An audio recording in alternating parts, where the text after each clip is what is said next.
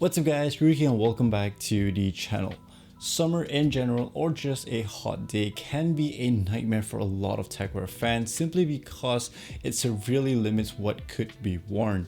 Therefore, as a techwear fan myself who primarily lives in a hot weather country, I would love to share some tips as well as outfits that I realistically wear on a daily basis to hopefully give you guys some sort of inspiration or kind of just idea on how I personally go about handling this issue. But as usual, before we continue further into today's video, it'd be very much appreciated if you go ahead and hit the subscribe button down below if you are new to the channel or just haven't been subscribed yet, as it really does help the channel out a long way. Also, if you guys are feeling generous and want to help the channel out in a much bigger way, I do have a Patreon page whereby this lowest tier, it is only $1 a month, and all of it will go into me to pick up new filming equipment so that I can continue to improve the qualities of all the videos for you all, as well as helping to keep the lights on this channel. The one key thing to understand about techwear is that it's more than just aesthetics. While indeed it's a style that has a very cool utilitarian and futuristic design language, the core ethos simply comes down to this idea of style meets functionality, with style being the aesthetic and design of the clothes, and functionality is more about the practical features found in the garments that improves our interaction with the apparel and environment. However, because techwear is highly associated with heavy layering and the usage of technical fabrics that aims to kind of provide better weather protection, it's usually a style that is more suited for the colder climates. Things like waterproof, windproof, and heat insulation are very important features needed for surviving those outdoor conditions. Thus, when it comes to summer where the climate is completely opposite, it creates major limitations as the features that you may be wanting are very different from what these apparels provide.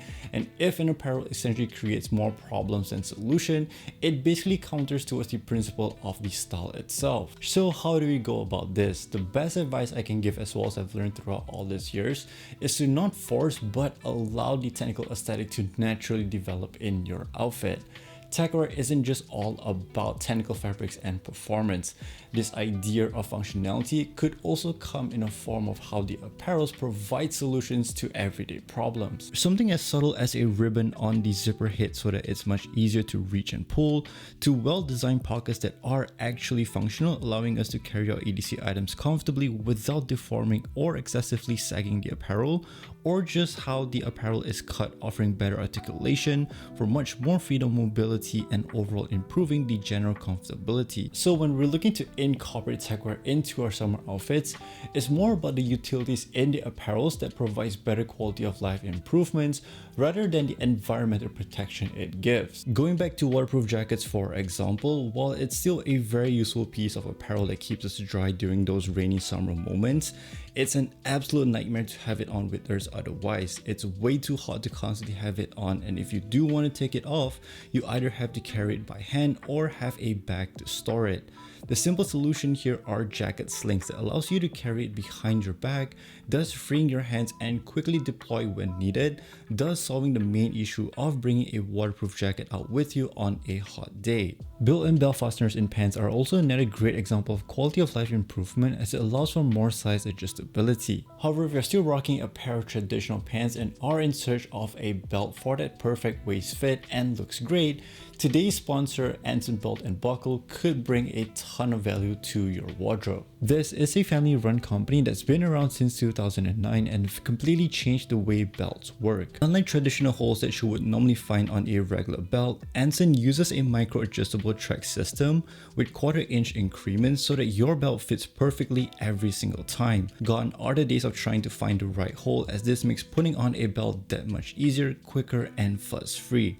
Furthermore, you really could feel how high quality their products are. The buckles are fully made from metal and have a very nice weight towards them, giving them this really premium feel. Even the straps are made with quality materials and super durable.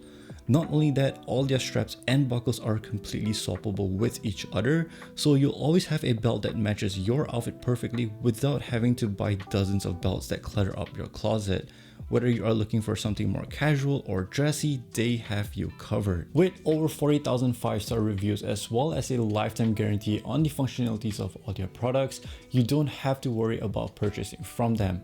And because Anson Belt and Buckle is sponsoring today's video, when you click onto the link in the description or scan this QR code to build a box set, you'll get 2 bonus pieces, a buckle and a strap, completely free. That's 3 buckles and 3 straps, which can be mixed and matched into 9 unique belt combos all in one box.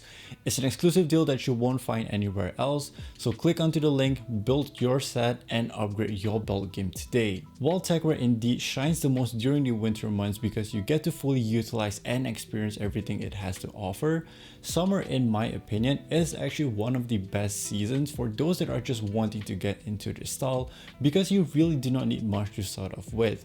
And I think one of the major turn off points for many is just its high entry price point. However, during the summer, you could get away without needing a lot of these pieces. I always stick to the dressing rule of less is more, and on most regular times, my bread and butter outfit template primarily consists of a single top and bottom combo. Due to this, I do rely heavily on my bottoms to do most of the work. From aesthetic to functionality, I personally feel is the most important piece because it provides the most amount of utility. And since there's no need to get an outerwear yet, you could even consider to allocate a much larger portion of your budget into a really good pair of bottoms rather than having to split it up on different pieces. Some of my most worn pants, like the Acronym P30A and SP29 cargo shorts, while definitely more expensive, are my all-time most worn pieces in my entire wardrobe, and I've pretty much built most of my outfits and even wardrobe around them. While you don't specifically need to pick up something like Acronym, I would still advise investing into a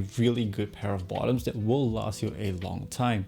Brands like Post Archive Faction, Triple F Postal Service, Underscore Coded, Not In List, Meanswall, Luca Hamas are all really good brands that I feel would be able to carry you as you continue to build upon your wardrobe. As for my tops, they are nothing too special because I do keep them rather basic with t-shirts and long sleeves, as I mainly prioritize general comfort and breathability. I personally often opt for fully cotton or a higher cotton blend just because I prefer how the fabric feels on my skin. This is definitely a personal preference, but I'm not a huge fan of the synthetic feel that you would find in fabrics like Uniqlo Aerism or Nike's Dry Tech, which usually do come with much higher polyester count. However, that being said, the one fabric that actually really amazed me this year, which I got to experience, is Sorona polymer. I first discovered it on the latest version of the XOT from Not In List, and it basically has the same features of Uniqlo's Aerism, such as cool to the touch, moisture wickening, quick dryness, and odor resistant, but because it has a much higher cotton blend, it feels just as comfortable as regular cotton tees. One other brand that I know of which uses this fabric material as well on their tees is Good Times.